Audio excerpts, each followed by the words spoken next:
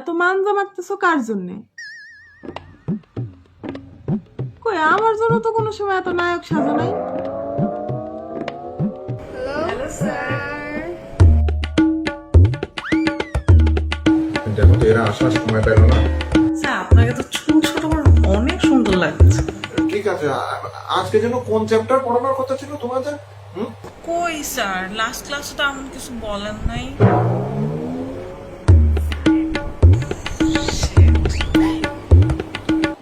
এ ওরা আমার দিকে চলে গেল কেন? তো ওরা চলে গেল কেন তো আমি কি করে বলবো? তো ওরা তো ক্লাসে ছিলই, তো তুমি ওদেরকে জিজ্ঞেস করতে কেন চলে গেল, তাহলে কি হতো?